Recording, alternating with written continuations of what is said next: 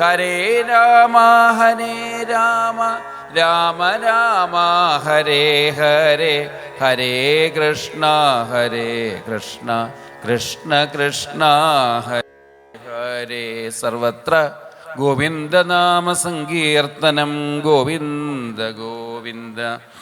പീതാംബരം കരവിരാജിത ശംഖചക്ര കൗമോദകീ സരസിജം കരുണാസമുദ്രം രാധാസഹായമതിസുന്ദരമന്ദഹാസം വാതാലയേശമനിശം ഹൃദി ഭാവയാമി.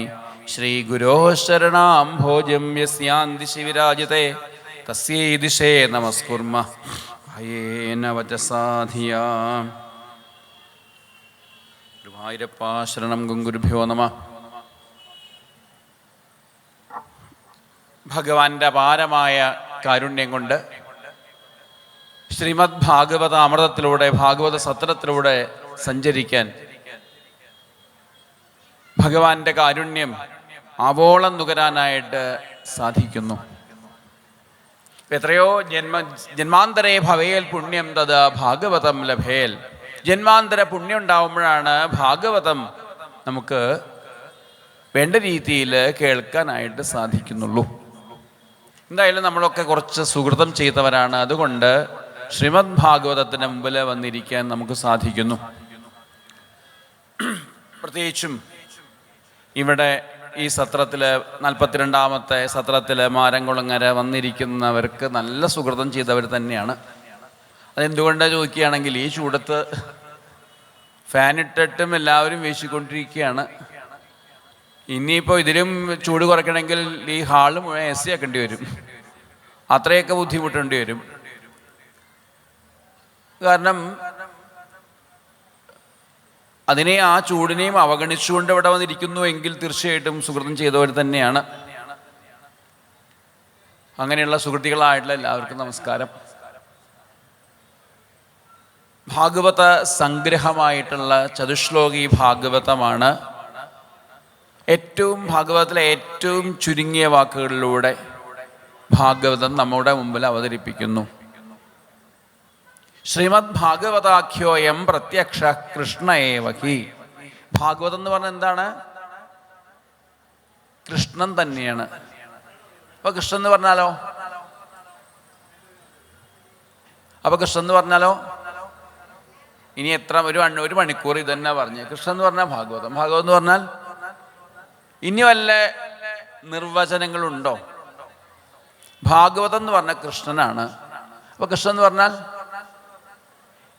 എന്നൊരു ചോദ്യം വരികയാണെങ്കിൽ, ഭാഗവതത്തിൽ ആദ്യം ഒരു നിർവചനം നൽകി, രണ്ടാമത്തെ ശ്ലോകത്തിൽ ഒരു നിർവചനം നൽകി, ആദ്യത്തെ ശ്ലോകത്തിൽ തന്നെ ഭാഗവതം എന്താണെന്ന് പ്രഖ്യാപിച്ചു. സത്യം പരം ധീമഹി. ഭാഗവതത്തിൽ പ്രതിപാദിക്കുന്നത് ആ പാരമാർത്ഥികമായ പരം സത്യമായ പരമേശ്വരനായ നിത്യമായിരിക്കുന്ന പരമേശ്വരനെ ധ്യാനിച്ചുകൊണ്ട് നിത്യസത്യമാണ് ഭാഗവതത്തിലെ വിഷയം എന്ന് ബോധിപ്പിച്ചുകൊണ്ട് ഒന്നുകൂടി വീണ്ടും പറയുന്നു നമുക്ക് വേണ്ടിയിട്ട്.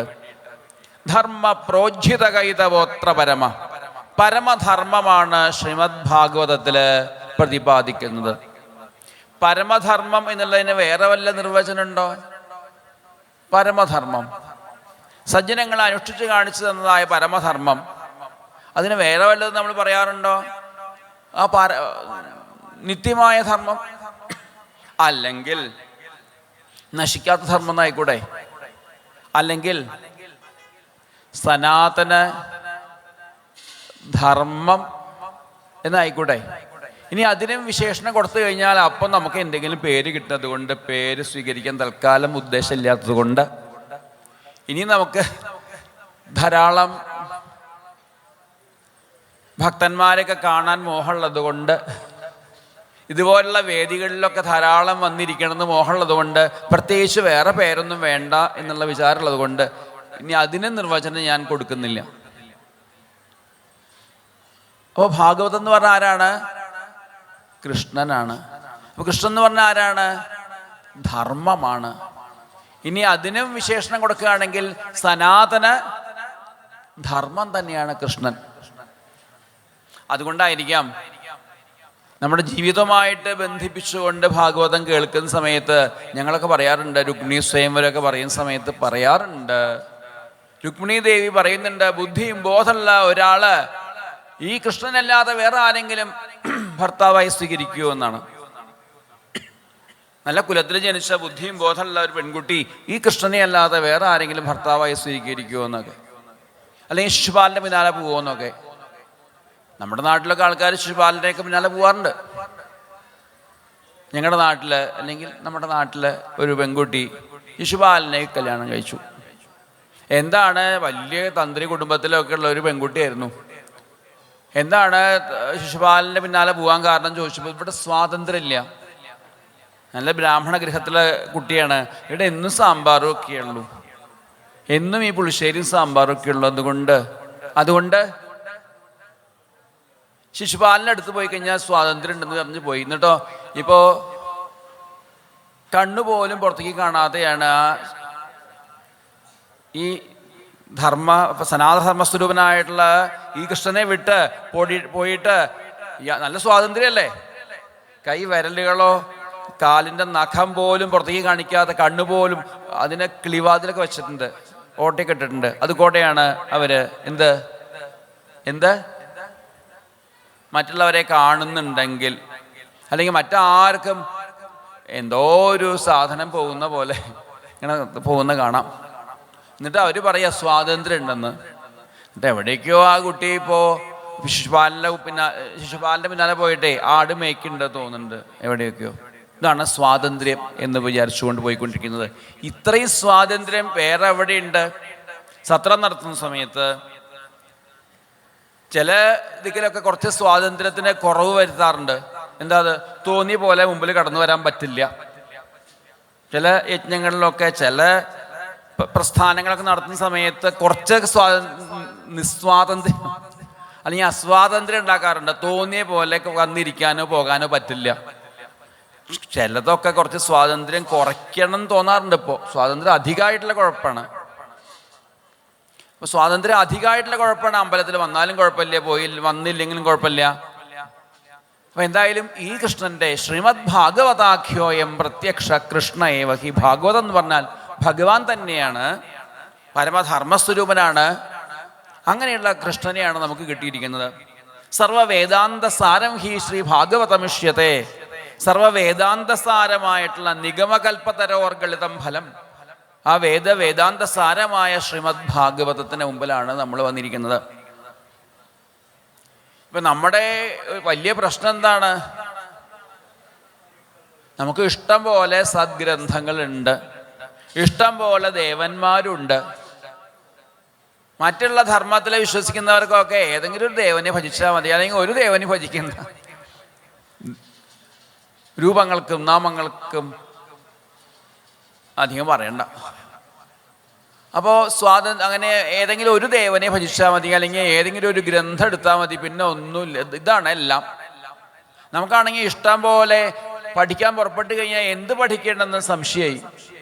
ഇതിനു മുമ്പത്തെ പ്രഭാഷകരെന്ന് പറഞ്ഞു, ഭാഗവതം പഠിക്കണം, രാമായണം പഠിക്കണം, ഓരോ ഗൃഹത്തിലും ഭാഗവതം ഉണ്ടാവണം, രാമായണം ഉണ്ടാവണം എന്ന് പറഞ്ഞു. വേറൊരു ആചാര്യൻ പറഞ്ഞു നിങ്ങൾ വേദം പഠിക്കണം, വേറൊരു ആചാര്യൻ പറഞ്ഞു ഗായത്രി ഉപാസന വേണം, വേറൊരു ആചാര്യൻ പറഞ്ഞു ഉപനിഷത്ത് പഠിക്കണം. ഏതാ ഞങ്ങൾ കേൾക്കേണ്ടത്? കേൾക്കുന്നവരൊക്കെ ശ്രോതാവായിട്ട് നാം മനസ്സിലാവും എന്ത്? പ്രഭാഷകരെ ഓരോ മണിക്കൂറും മാറി മാറി വന്ന് തട്ടിവിടുന്നു ഓരോന്ന്. എന്നിട്ട് അവസാനം ശ്രോതാക്കളെ എന്താ വേണ്ടതില്ലാതെയാവുക. ഇതാണ് പ്രശ്നം. എന്താ പഠിക്കേണ്ടതെന്ന് അറിയില്ല. എല്ലാം കൂടി പഠിക്കുകയാണെങ്കിൽ ജന്മം കൊണ്ട് കഴിയില്ല. പിന്നെ എന്താ വേണ്ടത്? അത് നിർദ്ദേശം നൽകാനായിട്ട് കൃത്യമായിട്ടുള്ള ഗുരുനാഥന്മാരെ കിട്ടുന്നില്ല. ഇങ്ങനെ ആകെ കൺഫ്യൂഷനിലാണ്. പിന്നെ വല്ലാതെ ജീവിത പ്രശ്നങ്ങൾ വരുമ്പോൾ നമ്മളൊക്കെ ചെയ്യുന്നൊരു കാര്യം അമ്പലത്തിൽ പോവുക, എന്തെങ്കിലും വഴിപാട് കഴിക്കുക. ക്ഷേത്രങ്ങളിലൊക്കെ നല്ല തിരക്കുണ്ടാവും, സാധാരണ അമ്പലത്തിലൊക്കെ തിരക്കുണ്ടാവും. ഇന്ന് വന്നപ്പോൾ കാലത്ത് പ്രഭാത ഭക്ഷണമൊക്കെ ചോദിച്ച സമയത്ത് ഞാൻ ചോദിച്ചു ഇവിടെ ആൾക്കാരൊക്കെ ഉണ്ടോ?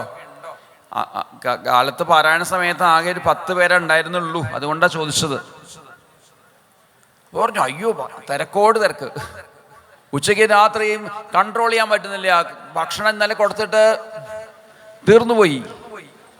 ഭക്ഷണം കൊടുക്കേണ്ട കാര്യമല്ല ചോദിച്ചത്, പിന്നെ അവിടെ യജ്ഞവേദിയിൽ കേൾക്കാം, അവിടെ ആളൊന്നുമില്ല എന്നൊക്കെ ആരോ പറഞ്ഞു. ഇവിടെ നോക്കുമ്പോൾ ആൾക്കാർ അങ്ങനെയൊന്നുമല്ല കേട്ടോ. അത്യാവശ്യം നല്ല സദസ്സാണെന്നും മാത്രമല്ല, സംഘാടകർ വേറൊരു കാര്യം കൂടി ചെയ്തിട്ടുണ്ട് കഴിഞ്ഞ വർഷങ്ങളിലൂടെ. ഇപ്പോൾ കൊറോണ കാലമൊക്കെ കഴിയുമ്പോൾ യൂട്യൂബ് ചാനലിൽ ഇതിൻ്റെ പ്രക്ഷേപണം ഉണ്ട്. ഇത് കഴിഞ്ഞാലും കേൾക്കാം. ഇപ്പോൾ തന്നെ എത്രയോ പേര് പല ഭാഗത്തും ഇരുന്നു കൊണ്ട്, ലോകത്തിൻ്റെ പല ഭാഗത്തും ഇരുന്നു കൊണ്ട് കണ്ടുകൊണ്ടിരിക്കുന്നുണ്ട് ഈ പ്രഭാഷണങ്ങളൊക്കെ. ഇനിയും കാണാനുള്ള സൗകര്യം അവിടെ ഒരുക്കി വെച്ചിട്ടുണ്ട്. അതുകൊണ്ട് തന്നെ നമ്മൾ പറയുമ്പോൾ തോന്നിയത് അറിയാതെ ഇപ്പോൾ ഓർമ്മ വന്നപ്പോഴാണ്, റെക്കോർഡ് ചെയ്യേണ്ടതെന്ന കാര്യം ഓർമ്മ വന്നപ്പോഴാണ് ഇനി പറയുമ്പോൾ ഒന്ന് മനസ്സിരുത്തണം എന്ന് തോന്നുന്നത്. അല്ലെങ്കിൽ എന്തെങ്കിലുമൊക്കെ നമുക്ക് തട്ടിവിടായിരുന്നു.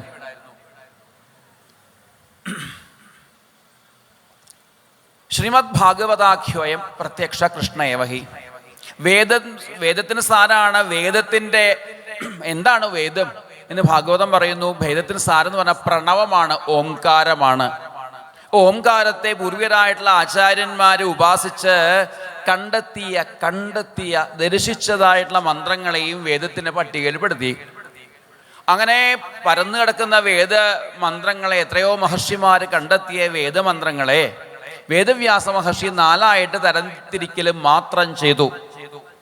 അങ്ങനെ അദ്ദേഹത്തിന് വേദത്തെ വിന്യസിച്ചവൻ എന്നുള്ള അർത്ഥത്തിൽ വേദവ്യാസൻ എന്നൊക്കെ പേരും കിട്ടി. അങ്ങനെ പല ജോലികളും ചെയ്തിട്ട് അദ്ദേഹത്തിന് സമാധാനമില്ലാതെ വന്നപ്പോഴാണ്, പുരാണ ഇതിഹാസങ്ങളൊക്കെ നിർമ്മിച്ചപ്പെട്ടിട്ടും അദ്ദേഹത്തിന് സമാധാനമില്ലാതെ വന്നപ്പോഴാണ് അവസാനം നിർമ്മിച്ച ഗ്രന്ഥമാണ് ശ്രീമദ് ഭാഗവതം. ലൈറ്റായിട്ട് വന്നാലും എന്താ പിന്നെന്താ, എന്തൊക്കെ പറയാറില്ലേ, അവസാനം നിർമ്മിച്ചതാണെങ്കിലും എന്നാൽ എല്ലാ കുറവും തീർത്ത് എഴുതി വെച്ച സർവവേദാന്ത സാരമായ ശ്രീമദ് ഭാഗവതം. അപ്പം അതിലേക്ക് എത്തിക്കഴിഞ്ഞാൽ പിന്നെ കൺഫ്യൂഷനൊന്നുമില്ല.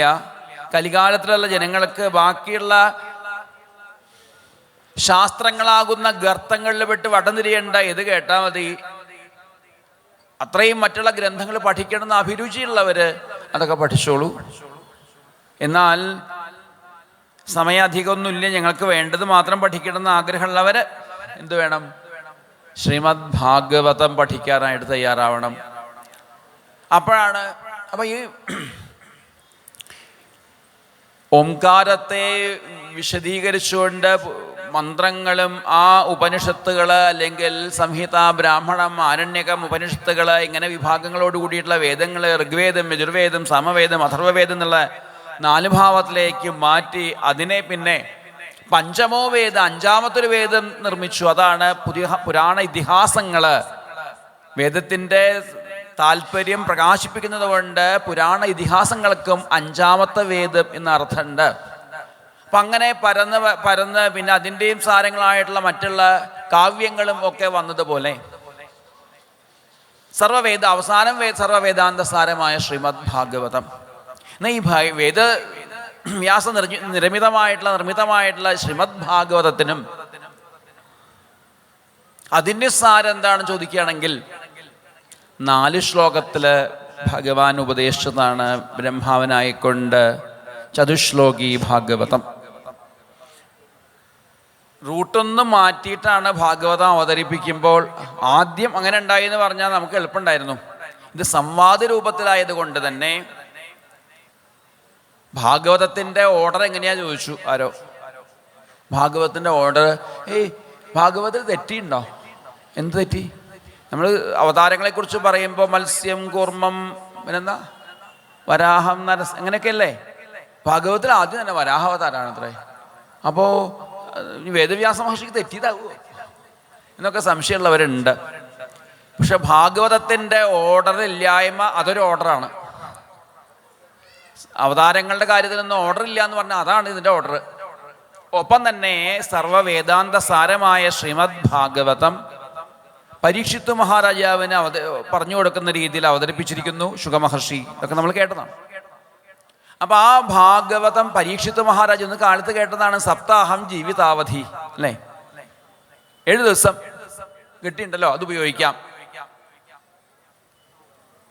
പരീക്ഷത്തിന് 7 ദിവസം ആയുസ്സുള്ളത് കൊണ്ട് മാത്രമല്ല ഇന്നും നമ്മൾ സപ്താഹ യജ്ഞമായിട്ടൊക്കെ നടത്തുന്നത്. ഇവിടെ സത്രമായി നടത്തുകയാണെങ്കിലും സപ്താഹ യജ്ഞമായിട്ടാണ് വിധിയുള്ളത് ഭാഗവതം. അല്ലെങ്കിൽ ഭാഗവതം യജ്ഞത്തിന് മാത്രമേ സപ്താഹ യജ്ഞമായി നടത്താൻ വിധിയുള്ളൂ.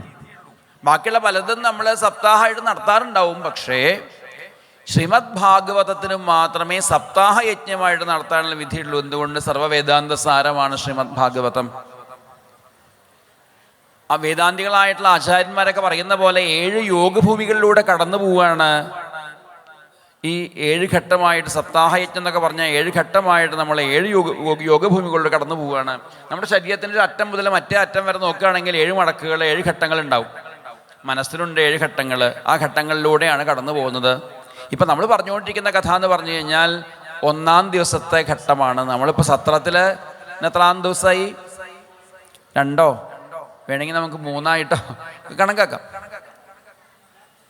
പക്ഷേ 1-ാം ഘട്ടത്തിലാണ് എത്തിച്ചേർന്നിട്ടുള്ളൂ. തൃതീയ സ്കന്ധത്തിലെ വരാഹാവതാരം ആ ഭാഗം കഴിയുന്നവരെ, അല്ലെങ്കിൽ ഈ തൃതീയ സ്കന്ധത്തിലെ 22-ാമത്തെയോ ഒക്കെ അധ്യായം കഴിയുന്നവരെ നോക്കുമ്പോൾ 1-ാം ഘട്ടമായിട്ട് പോകുന്നു. 1-ാമത്തെ യോഗഭൂമി എന്ന് പറഞ്ഞാൽ ശുഭേച്ഛയാണ്. 2-ാമത്തെ യോഗഭൂമി എന്ന സുവിചാരണയാണ്. തനുമാനസി, പിന്നെ സത്വാപത്തി, അസംസക്തി, പദാർത്ഥാഭാവനി, തുരീയം. ആ തുരീയാവസ്ഥയിലേക്ക് നമ്മളെ എത്തിക്കുന്ന യോഗികളൊക്കെ ഓരോ ഘട്ടമായിട്ട് മനസ്സിനെ ഉദാത്തമാക്കി ബ്രഹ്മരന്ധ്രം ഭേദിച്ചുകൊണ്ട് ആ പരമാനന്ദം അനുഭവിക്കുന്ന അവസ്ഥയിലേക്ക് നമ്മളെ എത്തിക്കുന്നു ശ്രീമദ് ഭാഗവതം. ചില ആചാര്യന്മാർ പതിവ് കൂടിയുണ്ട്. സപ്താഹയജ്ഞത്തിന് അവിടെ വലിയ ബോർഡൊക്കെ വയ്ക്കും. ഇന്നത്തെ യോഗഭൂമി ഇന്നതാണ്, ശുഭേച്ഛ എന്നുള്ള യോഗഭൂമിയിലേക്ക് സ്വാഗതം എന്ന് പറഞ്ഞ് ഫ്ലക്സ് അടിക്കാൻ തുടങ്ങിയിട്ടുണ്ട് ആചാര്യന്മാർ, കൂടുതൽ വ്യക്തമാക്കി കൊടുക്കാൻ വേണ്ടിയിട്ട്. അങ്ങനെയുള്ളവരുണ്ടെന്ന് അർത്ഥം. അപ്പം ശുഭേച്ഛ, നല്ല ആഗ്രഹം എന്താണ്, എന്തിനു വേണ്ടി ജീവിക്കുന്നു, ജീവിത ലക്ഷ്യം എന്താണ് എന്നൊക്കെ ചിന്തിക്കാൻ കഴിയണം. ആ രീതിയിൽ കൂടിയാണ് നമ്മൾ കടന്നു പോയിക്കൊണ്ടിരിക്കുന്നത്. അതിലെ ഭാഗവത സാരം എന്താണെന്ന് നമ്മളെ വീണ്ടും ഇതിനു മുമ്പും ഭാഗവത സാരം തന്നെയാണ് പറഞ്ഞു വന്നത്. ബ്രഹ്മാവിൻ്റെ മുഖത്തിലൂടെ ഒഴുകി വന്ന ശ്രീമദ് ഭാഗവതം, അല്ലെങ്കിൽ ഭഗവാന്റെ മുഖത്തു നിന്ന് തന്നെ ഒഴുകി വന്ന ശ്രീമദ് ഭാഗവതം. വേദങ്ങളെക്കുറിച്ച് പറയും അത് അപൗരുഷേയമാണെന്ന്, ആരും ഉണ്ടാക്കിയതല്ല, ഭഗവാന്റെ മുഖത്തുനിന്ന് ഭഗവാന്റെ വാണികളാണ് വേദം എന്നൊക്കെ, ഭഗവാന്റെ മുഖത്തുനിന്ന് ഒഴുകി വന്നതാണ് വേദം എന്ന്, അഥവാ ഭഗവാന്റെ നിശ്വാസമാണ് വേദങ്ങൾ എന്നൊക്കെ പ്രസിദ്ധമാണ്. ഭഗവാന്റെ മുഖത്തുനിന്ന് ഒഴുകി വന്ന ചതുശ്ലോകി ഭാഗവതം, അതാണ് ബ്രഹ്മാവ് നാരദ മഹർഷിക്കായിട്ട് ഉപദേശിക്കുന്ന രീതിയിൽ ത്വമേതദ് വിപുലീ ഗുരു എന്ന് കേട്ടു. എങ്ങനെയാണോ ജനങ്ങൾക്ക് സർവാന്തര്യാമിയായ ഭഗവാന്റെ പാദങ്ങളിൽ ഭക്തി ഉണ്ടാവുന്നത്, ആ രീതിയിൽ വേണം വിശദീകരിക്കാൻ. അതാണ് കുറച്ചുകൂടി വിപുലീകരിച്ചുകൊണ്ട് വേദവ്യാസ മഹർഷിക്കായിക്കൊണ്ട് നാരദ മഹർഷി ഉപദേശിച്ചത്. അതാണ് വ്യാസ നാരദ സംവാദം. സംവാദമായിട്ട് നടത്തുന്നത് കൊണ്ടാണ് ഒരു ഓർഡർ ഇല്ലായ്മ. അതാണ് ഭാഗവതത്തിൻ്റെ ഓർഡർ. ഓരോ യോഗഭൂമികളിലൂടെ കൃത്യമായിട്ട് വേണ്ട കഥകൾ വേണ്ട സമയത്ത് ഘടിപ്പിച്ചുകൊണ്ട് നമ്മളെ കൊണ്ടുപോവുകയാണ്. നമ്മുടെ മനസ്സിനെ ഉദാത്തമാക്കി തീർക്കാനായിട്ട് ഉള്ള പ്രക്രിയയാണ് അറിഞ്ഞോ അറിയാതെയോ അവിടെ നടത്തിക്കൊണ്ടിരിക്കുന്നത്. ആ അറിഞ്ഞോ അറിയാതെയോ നമ്മൾ ആ പ്രക്രിയയിലാണ് പെട്ടുകൊണ്ടിരിക്കുന്നത്. വേണ്ട രീതിയിൽ ഭാഗവതം കേൾക്കുകയാണെങ്കിൽ നമുക്ക് ഉയർന്നു വരാം. വേണ്ട രീതിയിൽ കേൾക്കുകയാണെങ്കിൽ ചിലപ്പോൾ അധികം നേരം പോലും വേണ്ടി വരില്ല. വേദവ്യാസ മഹർഷി ബ്രഹ്മാവ് ഭാഗവതം കേട്ട കഥയാണ് ചതുശ്ലോകി ഭാഗവതം. 4 ശ്ലോകം കേട്ടപ്പോഴേക്കും ബ്രഹ്മാവിന് കൃതാർത്ഥതയായി. പിന്നെ ഒന്നും വേണ്ട. കൃതാർത്ഥതയായി തൻ്റെ കർത്തവ്യം ചെയ്തുകൊണ്ട് ആനന്ദമത്തനായിട്ട് അദ്ദേഹം ജീവിച്ചുകൊണ്ടിരിക്കുന്നു, അഥവാ അദ്ദേഹത്തിൻ്റെ കർമ്മം ചെയ്തുകൊണ്ടിരിക്കുന്നു. വലിയ കാലഘട്ടമാണ് ബ്രഹ്മാവിനുള്ളത്. ആ വലിയ കാലഘട്ടം ഒരു ടെൻഷനും ഇല്ലാതെ എങ്ങനെ നയിച്ചുകൊണ്ടിരിക്കുന്നു ബ്രഹ്മാവ്. ബ്രഹ്മാവിൻ്റെ ഒരു ദിവസം എന്ന് പറഞ്ഞു കഴിഞ്ഞാൽ, അല്ല ഒരു പകലെന്ന് പറഞ്ഞാൽ എന്താണ്? 1000 ചതുർയുഗങ്ങളാണ് ബ്രഹ്മാവിൻ്റെ ഒരു പകല്. 1000 ചതുർയുഗങ്ങൾ. അതിന് കൽപ്പെന്നാ പറയുന്നത്. അത്രയും കാലം ബ്രഹ്മാവ് കിടന്നുറങ്ങും. അങ്ങനെ ബ്രഹ്മാവിന് 100 കൊല്ലം ആയുസ്സുണ്ട്. അത് കഴിഞ്ഞ ബ്രഹ്മാവ് കാലം കഴിഞ്ഞു അടുത്ത ബ്രഹ്മാവ് വരും. ഇങ്ങനെ എത്രയോ ബ്രഹ്മാവിൻ്റെ കാലം കഴിയുമ്പോഴാണ് ഭഗവാന്റെ ഒരു ചെറിയ ഇമ്മ വെട്ടുന്ന സമയം, കണ്ണടച്ചു തുറക്കുന്ന സമയമാവുള്ളൂ. അത്രേ തൻ്റെ വലിയ ആ ആയുസ്. ഇപ്പോഴുള്ള ബ്രഹ്മാവിന് 50 വയസ്സാണെന്നാണ് കണക്ക്. ഇന്നലെ ബ്രഹ്മാവിൻ്റെ പിറന്നാളായിരുന്നു. നമ്മുടെ ഇന്നലെയല്ല, ബ്രഹ്മാവിൻ്റെ ഇന്നലെ. അത് കഴിഞ്ഞിട്ട് ഏകദേശം മധ്യാഹ്നം ആവുന്നേ ഉള്ളൂ പിറ്റേ ദിവസം ബ്രഹ്മാവിൻ്റെ. അങ്ങനെയൊക്കെയാണ് കണക്കുകൾ പുരാണങ്ങളിൽ പറഞ്ഞുകൊണ്ടിരിക്കുന്നത്. അപ്പോൾ ബ്രഹ്മാവ് ആ തൻ്റെ വലിയ കാലഘട്ടം സുഖമായിട്ട് കഴിച്ചുകൂട്ടി. എങ്ങനെ? തപസ്സാണ് ബ്രഹ്മാവിൻ്റെ. തപോയുക്തനായിട്ടാണ് ബ്രഹ്മാവ് മുഴുകിയിരിക്കുന്നത്. അങ്ങനെ തപസ്സുണ്ടാവുമ്പോഴാണ് നമുക്ക് ദുഃഖം ഇല്ലാതെയാക്കാൻ കഴിയുക. എന്താണ് നമ്മുടെ ഇന്നത്തെ തപസ്? നമ്മൾ ചെയ്യേണ്ട തപസ് കാമത്യാഗ പരന്തപ. കാമത്യാഗമാണ് തപസ്. നമ്മൾ ഇന്ന് സ്വായത്തമാക്കേണ്ട തപസ് ശ്രവണമാണ്. ഭാഗവത ശ്രവണം. ഭാഗവതം പറയലാണോ കേൾക്കലാണോ കേവലം ചോദിച്ചു കഴിഞ്ഞാൽ കേൾക്കലാണ് പറയുന്നതിനേക്കാളും നല്ലത്. ഉയർന്നു വരാൻ നല്ലത് പറയുന്നതിനേക്കാളും നല്ലത് കേൾക്കലാണ്. നിവൃത്തിയില്ലെങ്കിലേ പറയാൻ പാടുള്ളൂ എന്നാണ് ശ്രീരാമകൃഷ്ണ പരമഹംസർ പറയുന്നുണ്ട്. നിങ്ങളുടെ തലയിൽ ഈ സ്ഥാനം അടിച്ചേൽപ്പിച്ചാൽ മാത്രമേ ഒരു പ്രഭാഷകനാവാൻ പാടുള്ളൂ, നിവൃത്തിയില്ലെങ്കിൽ മാത്രം. എന്തുകൊണ്ട്?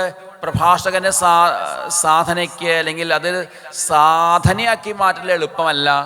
എന്നാൽ ശ്രവണം സാധനയാക്കി മാറ്റൽ എളുപ്പമാണ്. പ്രഭാഷണം ചെയ്യുമ്പോഴും കേൾക്കാൻ കഴിയുന്നതാണ് നല്ല സാധന. പ്രഭാഷണം ചെയ്യുമ്പോഴും കേട്ടുകൊണ്ടിരിക്കണമെന്ന്. അപ്പം എങ്ങനെയാ കേൾക്കുക? അത് എങ്ങനെയാ ഭാഗവതം കേൾക്കേണ്ടത്? ആദ്യം ചെവി കൊണ്ട് കേൾക്കുക, ചെവി കൊണ്ടെങ്കിലും കേൾക്കുക.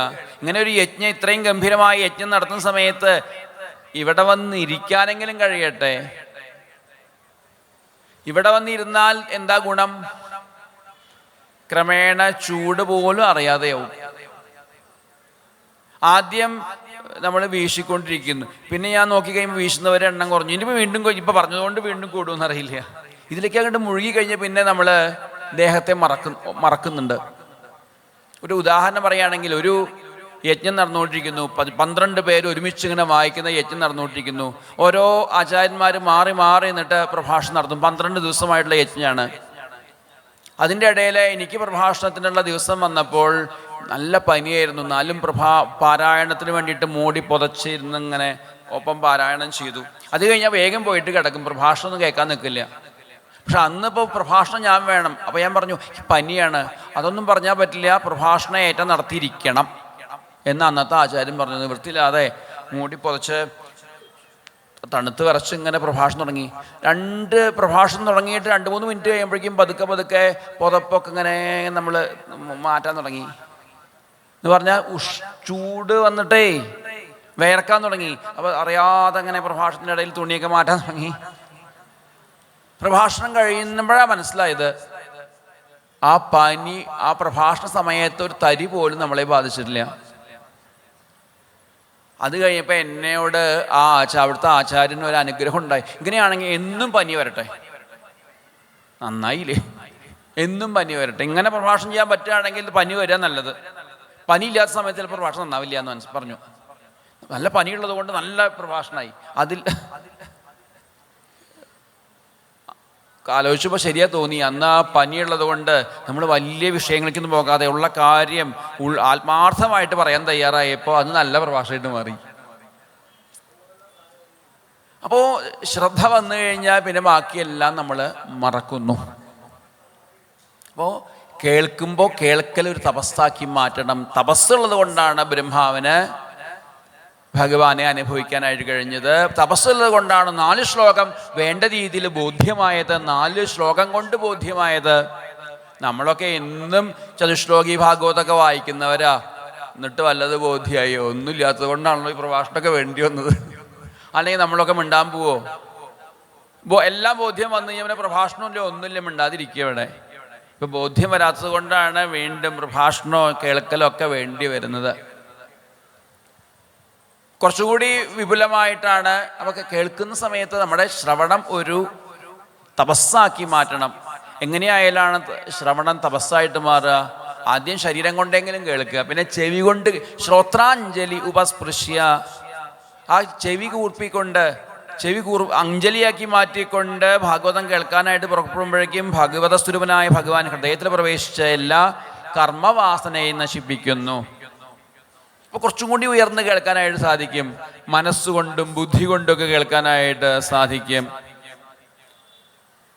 അതിനും അപ്പുറത്ത് ഹൃദാശൃണ്വൻ ഹരേ കഥ, ഹൃദയം കൊണ്ട് കേൾക്കാനായിട്ട് സാധിക്കും. ഇതെൻ്റെ ജീവിതമാണ്, എൻ്റെ അനുഭവമാണെന്ന് ബോധ്യപ്പെട്ടുകൊണ്ട് കേൾക്കാനായി സാധിക്കും. അപ്പം അത് വേണ്ട രീതിയിൽ അനുഭവമായി തീരും. എൻ്റെ ജീവിതമാണ് ഇത് തിരിച്ചറിഞ്ഞാൽ നമ്മൾ അറിയാതെ ഇങ്ങോട്ട് ഓടി വരും. ഇത് എനിക്ക് വേണ്ടിയിട്ടാണ്, ഇത് നമുക്ക് വേണ്ടിയിട്ടാണ്, നമ്മുടെയാണത് എന്നുള്ള തിരിച്ചറിവ് വന്നു കഴിഞ്ഞാൽ ബാക്കി എന്തും വിട്ട് നമ്മൾ ഭാഗവതം കേൾക്കാനായിട്ട് അല്ലെങ്കിൽ അതിന് തയ്യാറാവും എന്നർത്ഥം. ബാക്കിയുള്ള പ്രതിസന്ധികളെയൊക്കെ തട്ടി തെറിപ്പിച്ചുകൊണ്ട് നമുക്ക് ഭാഗവതം കേൾക്കാനായി സാധിക്കുന്നു, ഹൃദയം കൊണ്ട് കേൾക്കാനായി സാധിക്കുന്നു. എന്നാലും നമ്മൾ സാമൂഹികമായ രീതിയിൽ ചിന്തിക്കുന്ന സമയത്ത് വലിയൊരു എന്താ പറയുക, നമ്മുടെ അടുത്ത തലമുറകൾക്ക് ഇതിൻ്റെ സ്വാധീനം കുറഞ്ഞു വരുന്നുണ്ട്. തീർച്ചയായിട്ടും ഏത് സത്രവേദിയിലായാലും വേണ്ടില്ല, മിക്കവാറും ക്ലാസ് ഉള്ളത് കൊണ്ടോ ഒരു ക്ലാസ്സും ഇല്ല, ഒക്കെ മുടക്കാണെന്ന് പറഞ്ഞാലോ. ഏപ്രിൽ മെയ് ആണ്, അല്ലെ എഞ്ചിനീയറിംഗ് കോളേജിലുള്ളവർക്കൊക്കെ ഇപ്പോൾ ക്ലാസ് ഉണ്ടാവുള്ളൂ. സാധാരണ കുട്ടികൾക്കൊന്നും ഒരു ക്ലാസ്സും ഇല്ല, ഒന്നുമില്ല. കുറച്ച് ചൂടുണ്ടെന്ന് മാത്രമേ ഉള്ളൂ. പക്ഷെ പലപ്പോഴും അതൊന്നും ഉപയോഗപ്പെടുത്താനായിട്ട് സാധിക്കില്ല.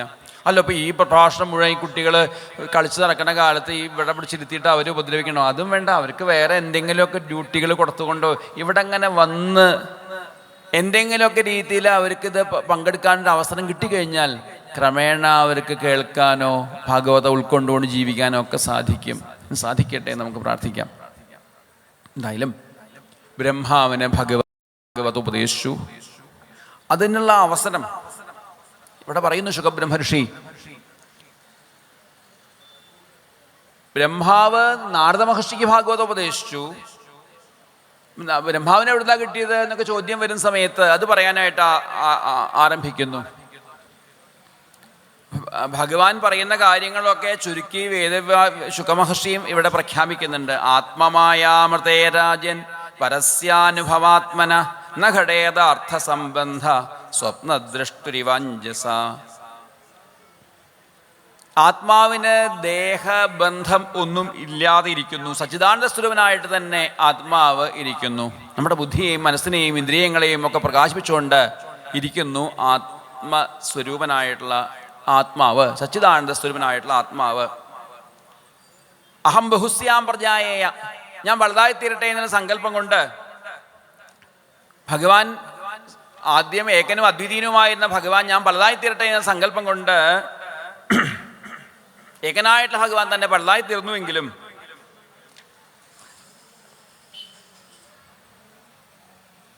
ഇതൊന്നും ആ ആത്മചൈതന്യത്തെ ബാധിക്കുന്നില്ല.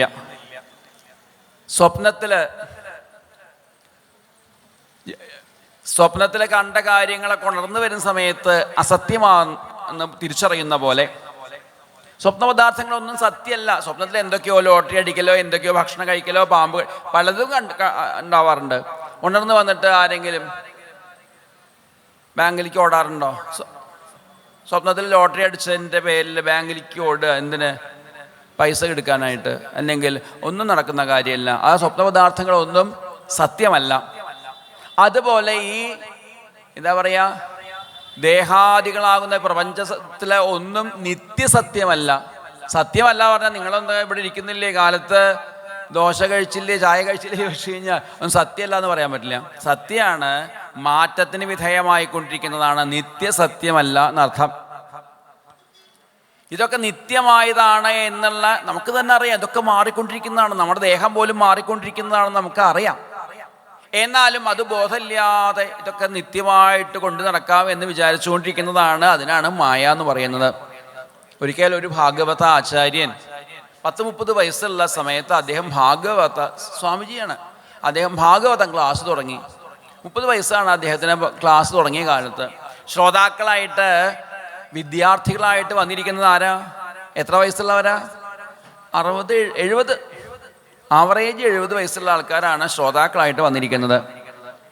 അദ്ദേഹം 3 കൊല്ലം ഭാഗവത ക്ലാസ് ആഴ്ചയിൽ 2-3 ദിവസം വീതം 2-3 മണിക്കൂർ നിഷ്ഠയോട് കൂടിയിട്ട് ക്ലാസ്സിലെത്തു. 2-3 കൊല്ലം. അപ്പോൾ അദ്ദേഹത്തിന് 33 വയസ്സായിട്ടോ. അപ്പോൾ 33 വയസ്സായി. അപ്പോൾ ആവറേജ് ശ്രോതാക്കൾക്ക് വിദ്യാർത്ഥികൾക്കൊക്കെ 73ആയി. അദ്ദേഹം ചോദിച്ചു, ഇപ്പം നമ്മൾ ഭാഗവതം 3 കൊല്ലം പഠിച്ചപ്പോൾ ഒരധ്യായമാണ് പഠിച്ചു കഴിഞ്ഞത്. വിശദമായ പഠനമായിരുന്നു. ഭാഗവതത്തിന് ആകെ എത്ര അധ്യായമുണ്ട്? ഉറങ്ങിയോ? ഭാഗവതത്തിൽ എത്ര അധ്യായമുണ്ട്? 12. 335 അധ്യായങ്ങളുണ്ട്. ആ ഒരധ്യായം പഠിക്കാൻ 3 കൊല്ലം. 335 അധ്യായം പഠിക്കാനോ എന്നൊക്കെ ചോദിച്ചപ്പോൾ എന്താ കാൽക്കുലേറ്റർ എടുത്തു. 3 × 335 1005 കൊല്ലം വേണത്രേ. പണ്ടെന്നെ കണക്കിൽ പുറകില്ല. എന്നിട്ട് ഇപ്പം കണക്ക് കൂട്ടാനൊക്കെ മനസ്സുകൊണ്ട് പറ്റില്ല. അതുകൊണ്ടാണ് കാൽക്കുലേറ്ററൊക്കെ എടുത്ത് കണക്ക് കൂട്ടി പറഞ്ഞത് 1005 കൊല്ലം എന്ന്. ഇക്കൊല്ലം മുഴുവനാവുമെന്ന് ഉറപ്പില്ലാത്തവരായിരിക്കുന്നത്. ഇക്കൊല്ലം അങ്ങനെ മുഴുവൻ കഴിയുമോ എന്നുണ്ടെങ്കിൽ ഉറപ്പില്ല. നാനാവിധ രോഗങ്ങളുമായിട്ട് വടന്നിരിച്ചുകൊണ്ടിരിക്കുകയാണ്. അതിൻ്റെ ഇടയിൽ ഒരു കാരണവർ പതുക്കെ എണീറ്റ് സ്വാമിജിയോട് 33 വയസ്സായിട്ടുള്ള സ്വാമിജിയോടൊരു സംശയമുണ്ട്. എന്താ സംശയം? സ്വാമിജിയുടെ കാലം കഴിഞ്ഞാൽ ആരാ ഞങ്ങളെ ഭാഗവതം പഠിപ്പിക്കുക? സ്വാമിജി കുറച്ച് കഴിഞ്ഞാൽ മരിക്കില്ലേ? 33 വയസ്സായില്ലേ? ചോദിക്കുന്നത് ആരാ? 73കാരൻ. അപ്പോൾ ചുറ്റും നോക്കിക്കൊണ്ടിരിക്കുക. പ്രായമായില്ലോ എന്നൊക്കെ ചോദിക്കുന്നുണ്ട്. ആരോട്? ചുറ്റും കാണുന്നവരോടൊക്കെ. എന്നാൽ നമുക്ക് വരുന്ന ദേഹത്തിൻ്റെ മാറ്റങ്ങളെക്കുറിച്ച് അറിയണ്ടോ? നമ്മളിപ്പോൾ ഇന്നും എന്താ 16കാരൻ വിചാരിച്ചിരിക്കുക. ചുറ്റുള്ളവർക്കൊക്കെ പ്രായമായി എന്ന് ചുറ്റും കാണാറുണ്ട്. നമുക്ക് വരുന്ന മാറ്റങ്ങൾ നമ്മൾ അറിയാറുമില്ല. എനിക്കൊരു മാറ്റമില്ലാതിരിക്കുന്നു, ഞാൻ എന്നും ഇതേപോലെ, ഞാൻ അമരനാന്നുള്ള കാര്യം നമുക്ക് സത്യമാണത്. അതാണ് സത്യം. ഞാൻ മരണമില്ലാത്തവനാണെന്നുള്ള കാര്യം സത്യമാണ്. പക്ഷേ ബാക്കിയുള്ളവരൊക്കെ മരിക്കും, ഞാൻ മാത്രം മരിക്കില്ല എന്ന് പറയുമ്പോഴാണ് ഈ ശരീരം വെച്ച് ഞാൻ ജീവിച്ചിരിക്കുന്നു എന്നുള്ള വിചാരം തന്നെ എന്താണ്? മായയാണ്. നമ്മളിന്ന് അനുഭവിച്ചുകൊണ്ടിരിക്കുന്ന കാര്യമാണ് അതൊക്കെ.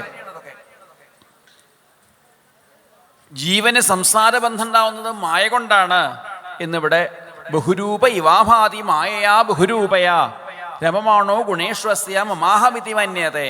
ആ മായ കൊണ്ടാണ് ഇതിലൊക്കെ ഞാൻ എൻ്റെ എന്നുള്ള വിചാരങ്ങളൊക്കെ ഉണ്ടായിക്കൊണ്ടിരിക്കുന്നത്.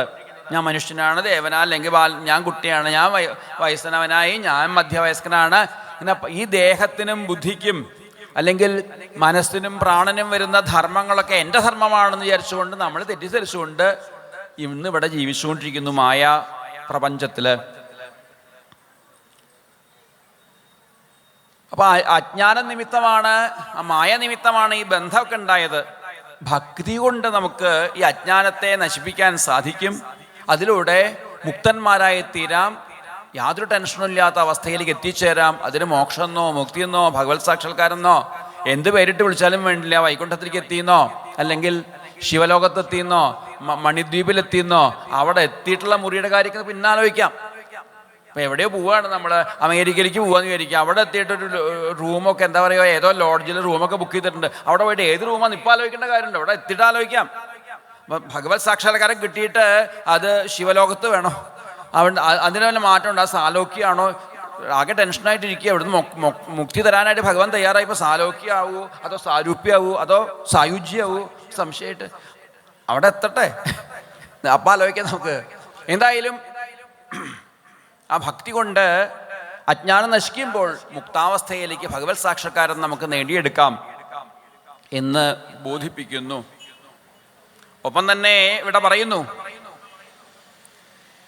ആ ഭഗവത് സേവ കൊണ്ട് ആ മായയെ അതിജീവിക്കാനും ഒക്കെ സാധിക്കുന്നു. ഞാൻ ശരീരമാണെന്ന തെറ്റിദ്ധാരണയൊക്കെ ഇല്ലാതെയാക്കാനും സാധിക്കുന്നു എന്ന് എടുത്തു പറയുന്നു. അങ്ങനെ ബ്രഹ്മാവ് ഭഗവാനെ ഭജിക്കാൻ തയ്യാറാവുന്നു. ബ്രഹ്മാവാണെങ്കിൽ സൃഷ്ടിയുടെ ആദ്യത്തിൽ താൻ ഒരു താമരപ്പൂവിൻ്റെ മുകളിലിരിക്കുകയാണത്രേ. ഏത് താമരപ്പൂവിൻ്റെ? ഭഗവാന്റെ നാഭീപത്മത്തിൽ ഇരിക്കുന്നു. ബ്രഹ്മാവ് കാലത്ത് എണീറ്റ് പതിവ് പോലെ, നമ്മളൊക്കെ കാലത്ത് ഉണരുക അങ്ങനെ പതിവില്ലേ, അങ്ങനെ ബ്രഹ്മാവും കാലത്ത് ഉണർന്നു നോക്കുമ്പോഴാണ് താനൊരു താമരപ്പൂവിൻ്റെ മുകളിലായിരിക്കുന്നത്. ചുറ്റും ജലം മാത്രമേ ഉള്ളൂ. ഞാൻ എവിടെയാ? ഞാൻ ആരാ? ഞാൻ എവിടെ ഇരിക്കുന്നത്? എനിക്ക് എന്താണ് ആധാരം എന്നൊക്കെ ചിന്തിക്കാൻ തുടങ്ങി. നമ്മളാണെങ്കിൽ ഒന്നും ചിന്തിക്കാറില്ല. കാലത്തെടിയിട്ട് നമ്മളെക്കുറിച്ച് ഞാൻ ആരാന്നൊക്കെ ആരെയും ചിന്തിക്കാറുണ്ടോ? ബ്രഹ്മാവൻ അങ്ങനെയല്ല ചിന്തിക്കാൻ തോന്നി. സചിന്തയൻ വ്യക്ഷരമേകദാംഭസ്യുപാശൃണോദ്വിർഗതിതം വചോ വിഭോ സ്പർശേഷു യൽ ഷോഡശം ഏകവിംശം നിഷ്കിഞ്ചനാനാം നൃപയധനം വിദു. ആ ബ്രഹ്മാവ് പ്രഭാതത്തിലെ അഥവാ ബ്രഹ്മാവിൻ്റെ ആ കൽപ്പത്തിൻ്റെ ആദ്യത്തിലെ താൻ താമരപ്പൂവിൻ്റെ മുകളിലിരിക്കുന്ന സമയത്ത് ചുറ്റും നോക്കും, ശബ്ദം കേട്ടു. അത്രേ ജലത്തുനിന്ന് ഇങ്ങനെ ശബ്ദം കേട്ടു. എന്താ ശബ്ദം കേട്ടത്? സ്പർശേഷുയൽ ഷോഡശം ഏകവിംശം. സ്പർശങ്ങളിൽ 16ഉം 21ഉം കേട്ടു എന്നാണ്. എന്ന് പറഞ്ഞാൽ സ്പർശങ്ങൾ എന്ന് പറഞ്ഞാൽ വ്യഞ്ജനാക്ഷരങ്ങൾ. കകാരം ക തുടങ്ങിയിട്ട് മ വരെയുള്ള അക്ഷരത്തിനാണ് സ്പർശം എന്ന് പറയാം. ഞാൻ അയാളുടെ ഒരു കമാന്ന അക്ഷരം മിണ്ടിയില്ല എന്ന് പറഞ്ഞാൽ എന്താ? ക മുതൽ മാ വരെയുള്ള അക്ഷരങ്ങളൊന്നും മിണ്ടിയില്ല എന്ന്. അപ്പം അതിനൊക്കെ നമ്പർ ഇട്ട് കൊടുക്കുക. നമ്പർ ഇട്ട് കൊടുത്തു കഴിഞ്ഞാൽ ഏതായി? ക മുതൽ മാ വരെയുള്ള അക്ഷരങ്ങൾക്ക് നമ്പർ ഇട്ട് കൊടുത്തു കഴിഞ്ഞാൽ 1, 16, 2, 21. അപ്പോൾ ഇനി കണ്ടുപിടിച്ചോളൂ 16 നമ്പർ ഏതാണ്. 16ാമത്തെ നമ്പർ താന്നാണ്. 21ാമത്തെ നമ്പർ പാന്നാണ്. അപ്പോൾ തപാ തപാ തപാ എന്ന് ശബ്ദം കേട്ടു ബ്രഹ്മാവ്. തപാ തപാ തപാ ശബ്ദം കേട്ടപ്പോൾ തപസ് ചെയ്യാനായിട്ട് തയ്യാറായി. അത് എങ്ങനെയുള്ള ശബ്ദം കേട്ടു? തപ തപാ നിഷ്കിഞ്ചനാനാം നൃപയധനം വിദു. നിഷ്കിഞ്ചന്മാരായിട്ടുള്ള യോഗികൾക്ക്, ആനന്ദം അനുഭവിച്ചുകൊണ്ടിരിക്കുന്ന യോഗികൾക്ക് ഏറ്റവും വലിയ ധനം എന്താണോ അതാണ് തപസ്.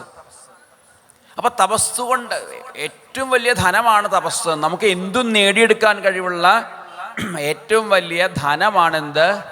തപസ് എന്നിവിടെ പ്രഖ്യാപിക്കുന്നു. നിഷ്കിഞ്ചനാനാം നൃപയധനം വിദു. അറിവുള്ളവരൊക്കെ പറയുന്നു ലോകത്തിലെ ഏറ്റവും വലിയ ധനം എന്ന് പറഞ്ഞാൽ തപസ്സാണെന്ന്. ആ തപതപാൻ ശബ്ദം കേട്ടപ്പോൾ ആ ധനം നേടിയെടുക്കാനായിട്ട് വീണ്ടും ബ്രഹ്മാവ് തപസ്സിനായിട്ട് തയ്യാറായി. അങ്ങനെ അതികഠിനമായ തപസ് ബ്രഹ്മാവ് ഇന്ദ്രിയങ്ങളെയൊക്കെ നിയന്ത്രിച്ചുകൊണ്ട് ചെയ്യാനായിട്ട് തീരുമാനിച്ചു. അങ്ങനെ ദിവ്യമായിട്ടുള്ള തപസ് എത്രയോ കാലം മറന്നുകൊണ്ട് അദ്ദേഹം അനുഷ്ഠിച്ചുകൊണ്ടിരിക്കുന്നു. അങ്ങനെ അനവധി കാലം ബ്രഹ്മാവ് ഭഗവാനെ അന്വേഷിച്ച് നടന്നിട്ടുണ്ട്. താമരപ്പൂവിൻ്റെ ഉള്ളിലൂടെ തൻ്റെ ആധാരം എവിടെയാണെന്ന് അന്വേഷിച്ചുകൊണ്ട് അനവധി കാലം നടന്നിട്ടുണ്ട്. അങ്ങനെ അനവധി കാലം പിന്നെ തപസ് ചെയ്തപ്പോൾ മനസ്സ് ശുദ്ധമായി തീർന്നപ്പോൾ ഭഗവാൻ മുമ്പിൽ പ്രത്യക്ഷപ്പെട്ടു. അഥവാ ബ്രഹ്മാവിന് ആ ഭഗവാൻ ദിവ്യമായ സ്വരൂപം കാണിച്ചു കൊടുത്തു എന്നെടുത്ത് പറയുന്നു. എങ്ങനെയുള്ള? വ്യപേത സംക്ലേശ വിമോഹ സാധ്വസം. നിശേഷം നശിച്ചിരിക്കുന്ന താപങ്ങളോടും വിമോഹത്തോടും ഭയത്തോടും കൂടിയ, അല്ലെങ്കിൽ താപമില്ല, ഭയമില്ല, ക്ലേശങ്ങളില്ലാത്ത ആ ദിവ്യമായ സ്വരൂപം അഥവാ വൈകുണ്ഠ സ്വരൂപനായ ഭഗവാന്റെ ആ ദിവ്യമായ ലോകത്തെ ബ്രഹ്മാവിന് കാട്ടിക്കൊടുത്തു. വൈകുണ്ഠമൂർത്തിയായിട്ടുള്ള ആ മൂർത്തിയുടെ ദർശനം ബ്രഹ്മാവിനുണ്ടായി എന്ന്. ക്ലേശങ്ങളില്ലാത്ത ക്ലേശങ്ങൾ, 5 തരത്തിലുള്ള ക്ലേശങ്ങളെക്കുറിച്ച് പറയും.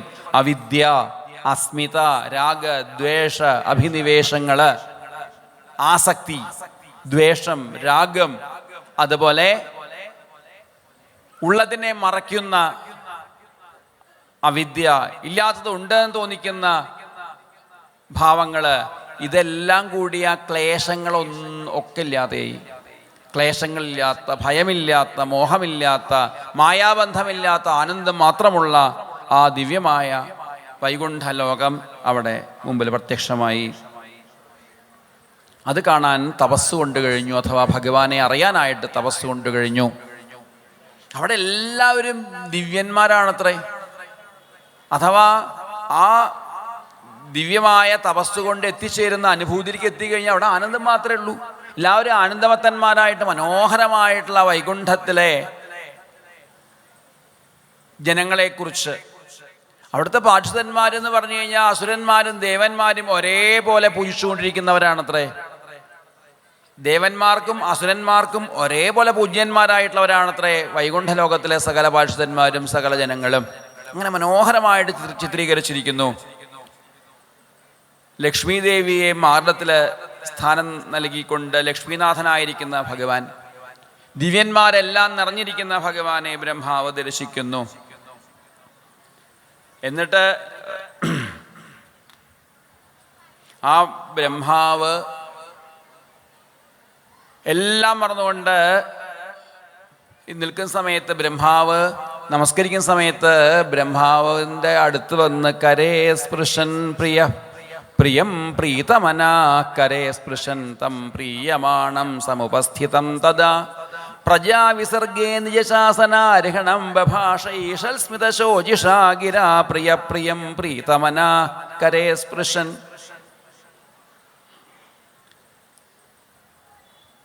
ഏറ്റവും സുഹൃത്തിനെ പോലെ, സുഹൃത്തുക്കളെ കണ്ട കൈ പിടിക്കില്ലേ, അതുപോലെ കൈ കൊടുത്തുകൊണ്ട് ആ സുഹൃത്തിനെ കണ്ട എന്ന പോലെ കൈ കൊടുക്കുകയാണെങ്കിലും അതിനപ്പുറത്ത് തൻ്റെ ചൈതന്യം മുഴുവൻ ബ്രഹ്മാവിലേക്ക് അങ്ങനെ പകർന്നു കൊടുത്തു അത്രേ ഭഗവാൻ.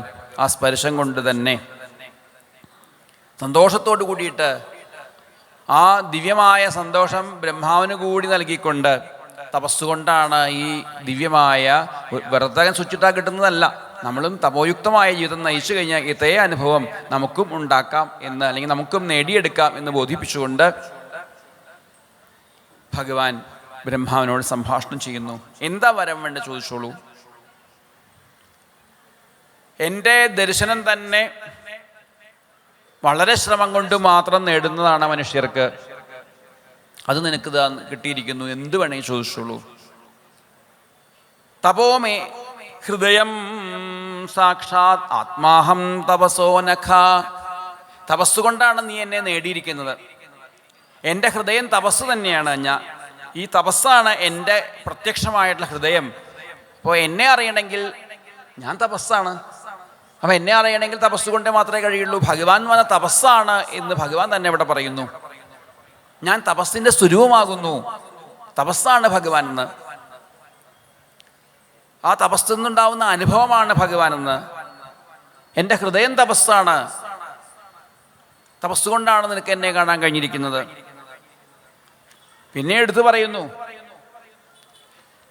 സൃജാമി തപസൈവേദം ഗ്രസാമി തപസാ പുനാം ബിഭർമി തപസാ വിശ്വം വീര്യം മേ ദുശ്ചരന്തപ.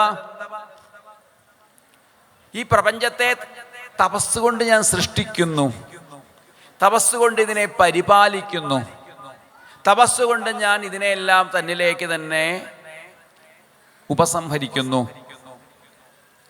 തപസ്സാണ് എൻ്റെ ശക്തി. എന്നാ തപസ്സാനുഷ്ഠിക്കൽ എളുപ്പമായതല്ല. കാമത്യാഗ പരന്തപ. കാമനകളെയൊക്കെ ഉപേക്ഷിക്കലാണ് തപസ്സെന്ന് പറഞ്ഞു കഴിഞ്ഞാൽ. എളുപ്പമായിട്ടുള്ള കാര്യമാണോ? ഒരു മോഹമില്ലാതെ വന്നിട്ട് ഭഗവാനെ ഭജിക്കൽ പറ്റുമോ? ഒരാഗ്രഹത്തോടു കൂടി ഭഗവാനെ ഭജിക്കുകയാണ് വേണ്ടതെന്ന് പറഞ്ഞാൽ നടക്കുന്ന കാര്യമാണോ? അമ്പലത്തിൽ എത്തുമ്പോഴേക്കും ഒരുപാട് ലിസ്റ്റ് ഉണ്ടാവും. എന്താ ഭഗവാനോട് ചോദിക്കാനായിട്ട്? എന്തൊക്കെയോ മറന്നു. അവസാനം കഷ്ടിച്ച് കുറേ നേരം പ്രാർത്ഥിച്ചതൊക്കെ എന്തൊക്കെയോ മറന്നുപോയി, ലിസ്റ്റിൽ എഴുതി കൊടുന്നതൊക്കെ വിട്ടുപോയി എന്നാണ് നമുക്ക് തോന്നുന്നത്. അപ്പോൾ കാമങ്ങളെ, ആഗ്രഹങ്ങളെ വിട്ടുകളയെന്ന് പറഞ്ഞാൽ എളുപ്പമൊന്നുമല്ല. പക്ഷേ അങ്ങനെ വിട്ടുകളഞ്ഞാൽ നമുക്ക് ആനന്ദമൂർത്തിയായിട്ടുള്ള ഭഗവാനെയാണ് സ്വന്തമാക്കി തീർക്കാൻ കഴിയേണ്ടത്. ആഗ്രഹത്തോട് കൂടിയിട്ട് ഭഗവാനെ ഭജിക്കുന്നത്. ആദ്യം തന്നെ ഭാഗവതം എന്താ പറഞ്ഞത്? ഈ ഭാഗവതം എന്ന് പറഞ്ഞ പരമധർമ്മമാണ്. പ്രോജ്ജിതകൈതവോത്ര പരമ. കളവില്ലാത്ത ധർമ്മമാണ് ഭാഗവതം എന്ന്. അപ്പൊ കളവുള്ള ധർമ്മം വേറെ ഉണ്ടോ?